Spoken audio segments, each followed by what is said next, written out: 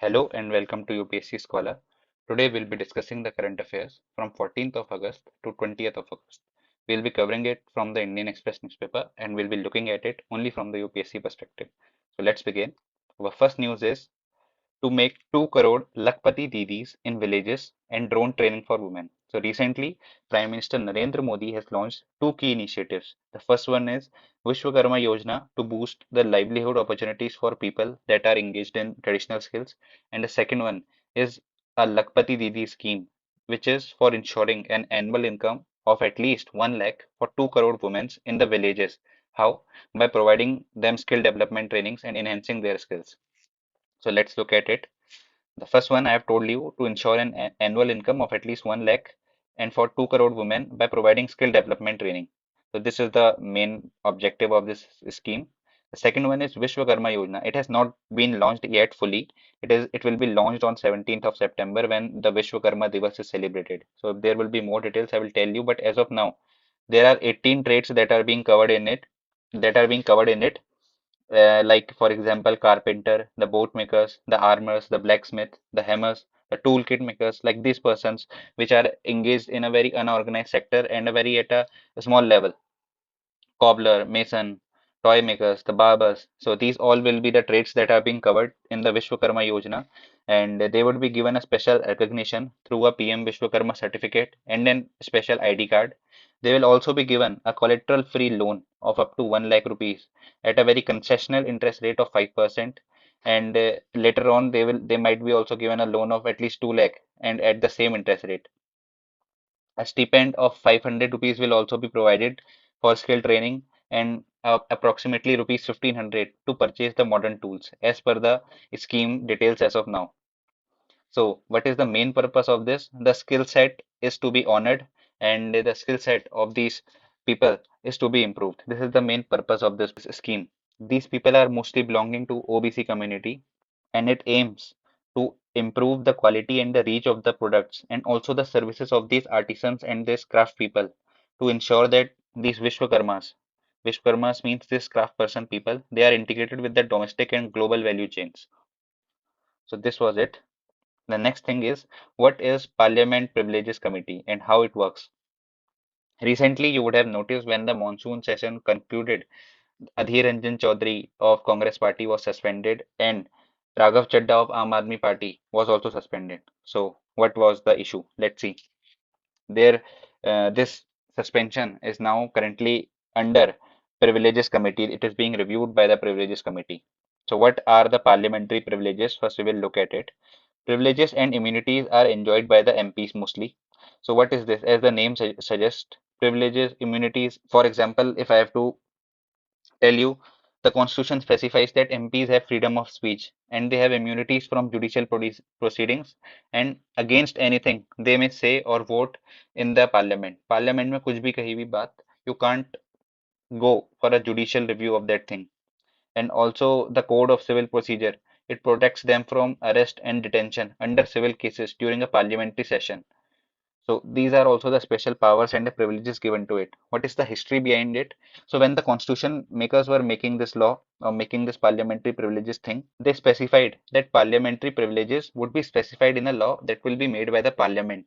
And until a law is made by the parliament, the privileges will be the same as in the House of Commons enjoyed in the UK.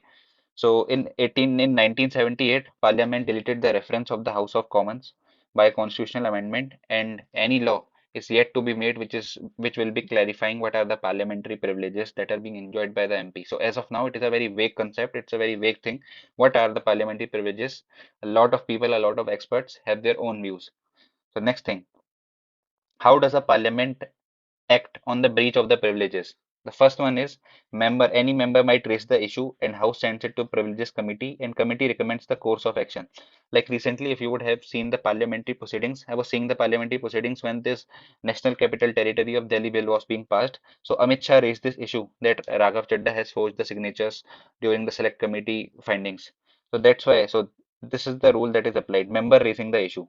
The second one is MP can directly bring into notice of the presiding officers, that is the chairman or the deputy chairman, and it is upon him to send the matter to privileges committee or not. Directly आप chairman के पास पहुंच जाएं और फिर वो उसका उसका विवेक है कि वो आगे इसको प्रिविलेजेस कमेटी में सेंड करना चाहता है या नहीं चाहता है.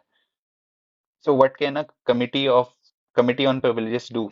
They can recommend suspension, admonition, reprimand, and expulsion from the parliament. What is admonition? It is a caution or a warning to someone. It's a kind of a hint of a scolding or a warning to not do something.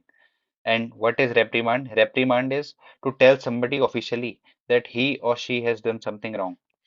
And expulsion, you all would be knowing, expelled from the parliament. So how are the matters solved and what actions can the committee take? So जो normally जो matter होता है, they don't go till expulsion stages. Usually अगर जो member जिसके against breach of privileges का ये हुआ है case, if he tenders an apology to the committee, then the case is just dissolved and the committee does not take any further action. So this is it. And if you were to ask that what kind of cases come into the committee, there are a lot of variety of cases. There is because there is no defined law, so a lot of MPs can feel that this might be a breach of privileges or that might be a breach of privileges. Recently, against Mr. Rahul Gandhi, Prahlad Joshi and Nishikant Dubey of BJP, they they allegedly said that it's a breach of privileges because he was making some misleading or derogatory remarks or an incriminatory statement during the discussion of motion of thanks on the president's address.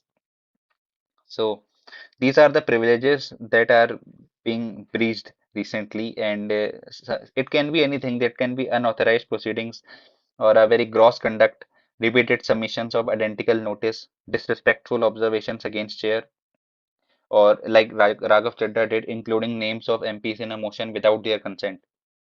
So these are the things. But if an MP tenders an apology, the case is just settled there only. Next thing is why doctors are protesting rule to prescribe the generic drugs. Recently, the Indian Medical Association, which is the largest body of doctors in the country, it has said that doctors can only write the generic names of the medicine on the prescription. So, for example, अगर आप किसी doctor के पास जाते हैं and if you have a fever, so the doctor, as of now, as per the guidelines, he cannot recommend any specific brand's medicine. He cannot say a Dolo 650 or a Calpol. He has to write paracetamol in his prescription advice. He can't write any brand names. So, using generic names of the medicines on the prescription instead of a particular brand name. These are the guidelines. What are generic medicines? If you have to see, generic medicines are relatively very cheaper than the brand medicines. If a medicine that is of brand, it is of 85, 90 rupees, a generic medicine might be around 25 to 30 rupees because it is not being branded. It's a generic medicine. So it contains same active ingredients, it contains same strength, composition as brand name drugs. जैसा कि brand के किसी drug में होगा या किसी medicine में होगा, same everything is same, just because the branding is not being done. So that's why it is relatively very cheaper. So the IMA has released these guidelines for issuing generic medicines prescription. I've told you doctors have to prescribe generic names of medicines, paracetamol, and they cannot prescribe Dolo or these such. So why does generic medicines are not being found as easily as the branded ones? So the main reason is the generic medicines carry very low profit margins. पहले तो वो already बहुत cheaper होते हैं and it is upon the pharmacist. So it is not upon the doctors now, it is upon the pharmacist. They need to have the stock also. So pharmacist avoid stocking it because of the low profit margins. So these rules can only be relaxed for medicines with a narrow therapeutic index. Like for example, जिससे कि जो generic medicines होती हैं और जो branded medicines होती हैं, तो इसमें क्या होता है कि ऑलमोस्ट सेम इंग्रेडिएंट होते हैं, थोड़ा बहुत चेंज हो सकता है, but there are some diseases, there are some cases where even a small difference in dosage में lead to very adverse outcome.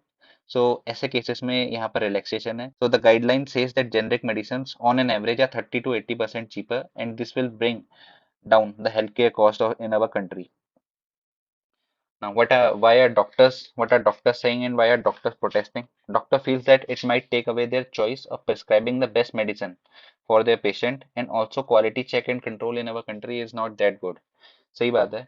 The doctors, if they are recommending a generic medicine and if they are recommending a branded medicine, there is always some difference. And the quality of generics vary across companies and this could result in a very ineffective treatment. The second thing that they are saying is quality control in the nation is very weak and the practically there is no guarantee of the quality of drugs, and prescribing drugs without assured quality. So that might be very detrimental to the patient's health. So there is one more issue that comes, that if a patient takes a generic medicine prescribed by any doctor, and if he does not get any better, and then he buys a branded medicine again recommended by the doctor, and it does gets better, so that will hamper the reputation of the doctor also. So at last, what is the main issue with the generic medicine? The main issue that the doctors, that the drug manufacturers, and the government, they all agree that the quality of the generic medicines in the country is not that good. We need to improve a lot.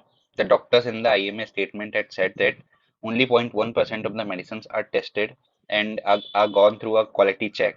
And it is also not possible for the government to check every batch of the medicines. And as we had also discussed about the good manufacturing practice recommended by the WHO in the last video, we had discussed about it. So the good manufacturing practices are also not carried out. So that is why there is this data from the Union Health Ministry which shows that around 3% of the medicines tested over the 3 years, including generics or even the branded one, they were found to be not of a standard quality. So this is the main issue with the generic drugs. So this was it. The next thing is non-tariff barriers stymie India's effort to boost global trade. What is the main issue? See, there is two kind of barriers. The first is tariff barriers. When a country puts customs duty, when a country increases its tax rate while importing or exporting, these are tariff barriers. You are increasing your tariff, or that can be, or there can be like you are increasing your subsidy to a domestic producers in order to benefit them. So these are the tariff barriers. The second thing is non-tariff barriers. What are those? This is just increasing the compliances, increasing the sanctions, quotas, embargoes, license, or anything. It can be increasing the additional administrative work, increasing the standard quality checks, or these are mainly any actions that are to limit the trade. So US and EU uses this non-tariff barriers a lot. So this is the main issue, and non-tariff barriers, as per this article, they are stopping India's efforts to boost the global trade. What is the main issue? See, non-tariff barriers are more effective than tariff barriers. Why? Because जब आप tariff barriers लगाते हो तो customs duty लगती हैं और उस सब से क्या होता है, प्राइस बढ़ जाता है, and prices and business can adjust a bit here and there. But जब आप वेरियस कॉम्प्लायंसेस बढ़ा दोगे, आप टेक्निकल रिक्वायरमेंट्स बढ़ा दोगे, so that can affect a lot of smaller and medium businesses, that will lead to higher cost and a waste of time in fulfilling compliances. For example, in the US, fruits and shrimps from India, they face barriers. In South Korea, the export of bovine meat and ceramic tiles to Egypt. According to an assessment, 80% of India's trade is subject to some or another non-tariff barrier. So this is the quite a main issue. It can be anything. They can like increase the technical and safety requirements, a lot of things, mandatory testing at laboratories, authorizations, clearances, etc., etc. So these all things. Due to this, exporters face quite a high cost, and facing and mm, compiling with these regulatory requirements requires a lot of time also. So that's why it affects a lot of smaller and medium businesses. इससे वैसे तो कहते हैं कि ease of doing business को बढ़ाना चाहिए, हमें बढ़ावा देना चाहिए, but what is happening is यहाँ पर जो कंट्रीज होती है, mostly developed countries, they just do it for unease of doing business, they increase that. This is mostly done by US and EU. They are at forefront of non-tariff barriers because they have their obligations to fulfill in WTO for tariffs. So they use NTB. क्योंकि आपने अगर WTO का पूरा structure पढ़ा है, I won't be discussing here. It would become a very huge topic. But जितना आपको मैं मोटा मोटा बता देता हूँ, दिस इज कि जो डेवलप्ड कंट्रीज हैं उनको जो डेवलपिंग कंट्रीज हैं वो उनके इंपोर्ट्स में और इन सब चीज़ों में बैन नहीं लगा सकते, and they should not be putting a lot of tariff duties. So that's why these developed countries they go for non-tariff barriers. This is it. In 43 days, rupees 23 lakh, India sets up its first 3D printed post office. Where? In the Cambridge layout in the Bangalore. Just in 43 days. I'll be placing a video here. You can check it here. What is 3D printing technology? You all would have heard it and you all might be aware of it also, but just for the sake of information, let's discuss it. It follows an additive manufacturing process. The printer deposits the concrete layer by layer as per the approved CAD. What is CAD? Computer aided design. So a computer is connected to it, And there is one 3D printer. Here it is. This is how 3D printers look. जो computer में command आती है and then slowly layer by layer ये एकदम से जो ये final product बना है ये एकदम से ऐसे it is not a final product. यहाँ पे धीरे धीरे लेयर्स बनी होंगी, लेयर्स लेयर्स लेयर्स करते करते this would have taken it's final form. It is not like that कि एक बार में ही पूरा बन गया। That is why it is a additive manufacturing process. It accumulates on the layer by layer. What are its benefit? You all would be knowing it's a very fast design process or through computer.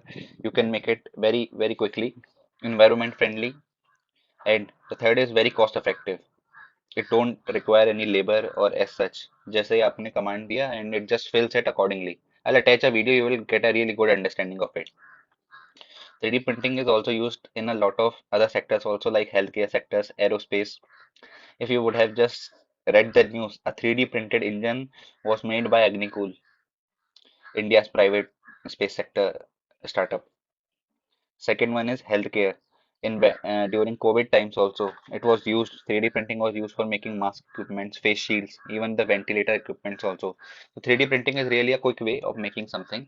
You have to feed the required material. यहाँ पे इन्होंने concrete feed करा था. If you have to make something of plastic, you will be feeding plastic in that printer, whatever the mixture might be. So this is it. Next thing is we discussed in the last video that the criminal laws of our countries have been reformed totally. So what does the author want to say in this thing? We would be saying the title is Erasing Macaulay's Mark. You all would be knowing in 1834 this Macaulay Commission was set up to form our criminal law reforms. So we were still following these laws even after hundreds of years. So the author says that it's a paradox of our criminal justice system that even today we are following like almost 100 and 150 years old laws. So this should have been reformed, but now it has been reformed. And what are the benefits of it? The author has told in five main points. The British codified it in 1834, although it was IPC was made in 1860. First one is erasing the colonial legacy. If you would know that our Prime Minister Modi has made this Panch Pran, and out of that five goals by to be accomplished by 2047, one goal is to erase our colonial legacy, and we are moving towards it quite efficiently. We had this parliament being reformed, which was a form of colonial legacy. Now this laws. So we are moving fastly towards it. We have reformed, we have changed the name of Rajpath to Kartavya Path. So these are the examples when we are moving ahead from our colonial legacies. So this is a new example added to it. The second point is philosophical imperative. The author here has quoted John Locke. If you are a PSI student, you would be very familiar with this name. John Locke was an English philosopher and he was also known as the father of liberalism. So John Locke, he has quoted John Locke here, and he has said that there is a social contract between the government and the governed. Governed means the people and the government. So replacing the outdated and the unjust provisions is the duty of the government because they are into the social contract between each other. So the self-realization part is also quite important here. That when we realize that these laws are not important anymore, and replacing the laws with the new laws that reflect the ethos and the aspirations of the contemporary world are really important.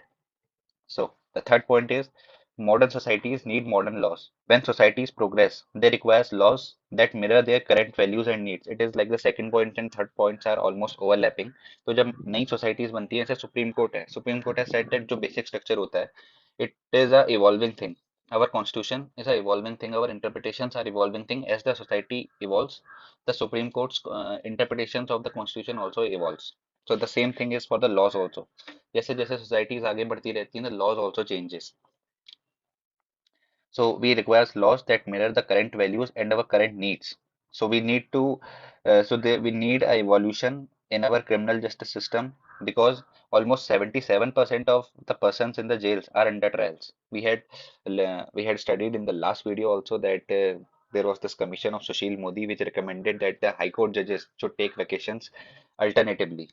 So jails are very overcrowded and there is a prolonged postponement of the justice. And there is a very famous quote that justice delayed is justice denied. So this injustice is also happening to the people that are under trials. So the government introduced a community service this time. We all had discussed it at the last time. Community service for very petty crimes or crimes that were of relatively a smaller impact in the society.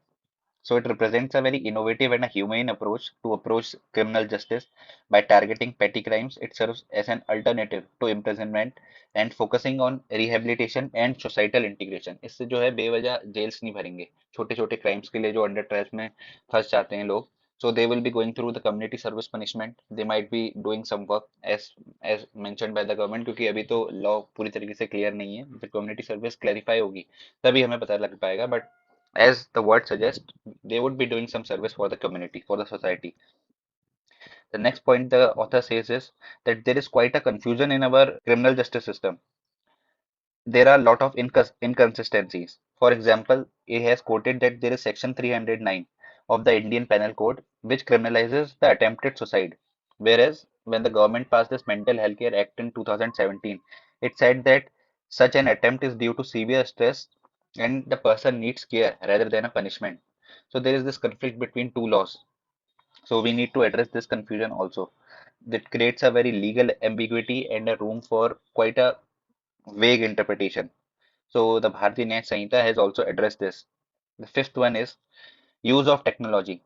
We are living in a digital world, and if we don't use technology for easing our works or for relatively solving the complex problems through technology, then we are not using it quite efficiently. So there was this provision of EFIR. There was this provision of allowing a person for digital records. So allowing the digital records to be admissible in the court, and also creating the provisions for electronic appearances or online hearing. So these are the new provisions that are being told here, that are being mentioned in the law. And at last, the author has said that there is almost a backlog of 50 million cases in our Indian courts, and out of which two-thirds are criminal cases which are mostly concentrated in the lower courts, not in the high courts or supreme courts, but in the lower courts. So an efficient resolution of these is function in the definition of crime. So you would have read that the crime is also being redefined in a lot of cases, like sedition is being redefined or mob lynching is being defined this time. So, and the procedures for criminal trials are also being redefined. So the pendency won't come down immediately, but this will help. These bills will help. And section by section, when the bills will be redefined, as of now, the bill is in the parliamentary committee, and when it will be made simpler and the procedures will be made simpler, it would be quite a nice way of refining the person from one law to the another law. So there will be more precision in the definitions of crime, and there would be less vagueness.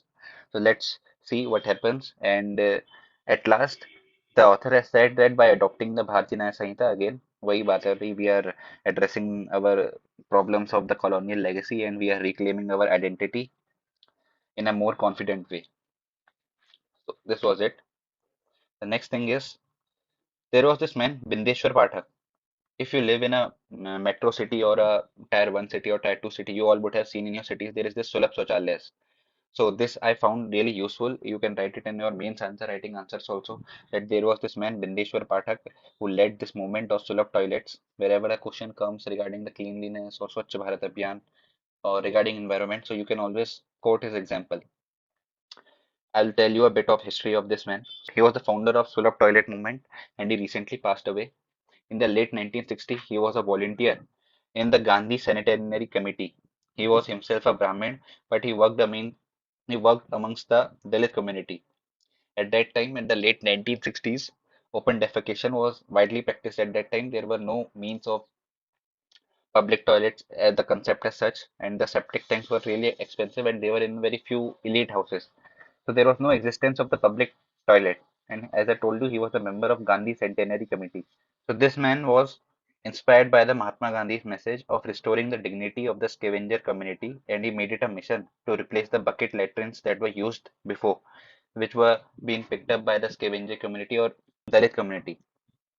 So Sulabh Toilet was started, and it freed many people from scavenger community from the task of cleaning the latrines. This was the use of technology for social upliftment at its most elementary level. And what he did through Sulabh Shauchalaya was he converted the bucket toilets into a flush toilets. So this helped a lot in reducing the manual scavenging at that time.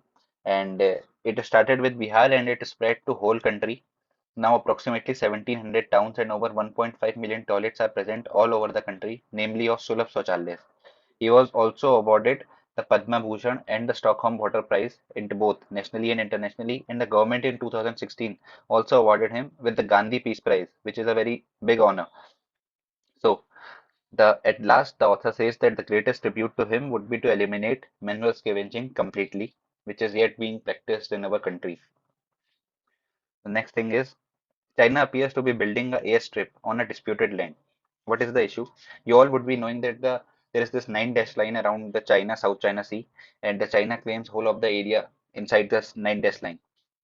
So a part of that is a Paracel Island groups, and inside that there is this Triton Island, which is under the China's control only. It is in South China Sea. So there is this Triton Island, which on which China is making this airstrip.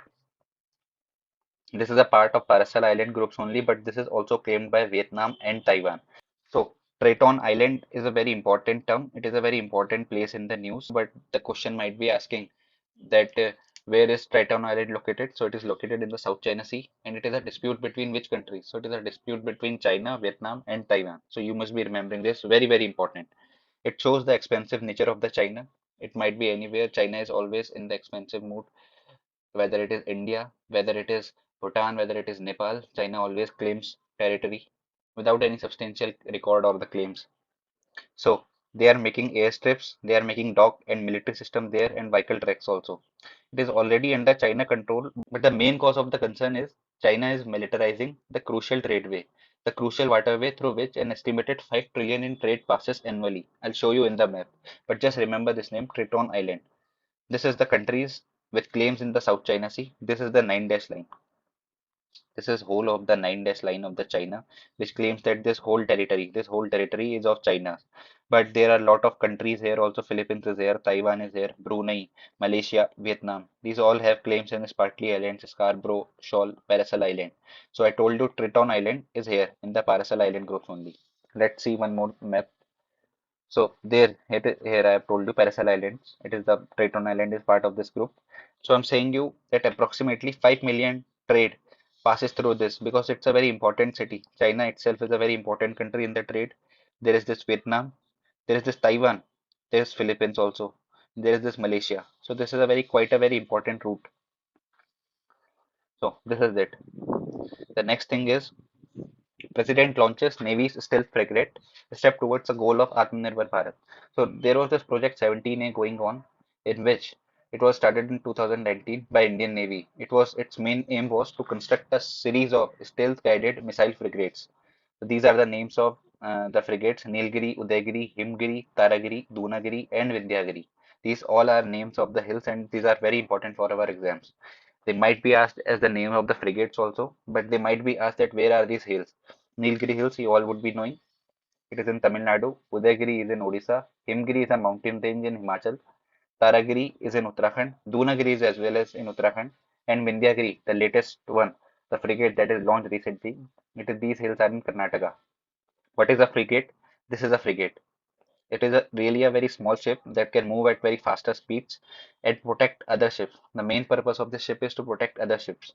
And main M वगैरह तो आप लिख ही लोगे यार the main M is आत्मनिर्भर Bharat making self indigenous products or making self indigenous defense products in our country and becoming self reliant by 2047. So this is it. It is made by Garden Reach Shipbuilders and Engineers Limited facility at Kolkata. So this is it. You must be remembering that this is a Project 17 frigate and the name of this hills. The next thing is annual celestial event. I don't know, you might have seen it live also. Brightest meteor shower and clearly visible from naked eye. It happens annually around 12th to 16th of August every year.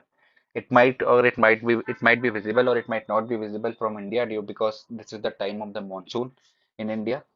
So that's why you should be remembering what is Perseid meteor shower, and it is an annual event. What is a meteor? Meteor is a space rock or a meteoroid that enters the Earth's surface. अगर earth surface से बाहर है तो उसे meteoroid ही कहेंगे. And when meteoroids enter Earth's atmosphere, they become meteors. So these are the meteor shower, and they disintegrate in atmosphere only and due to intense heat at that time. So the tail that you see is the intense heat, and as this meteor falls towards the earth or passes through the atmosphere, the resistance of the air on the rock makes it extremely hot.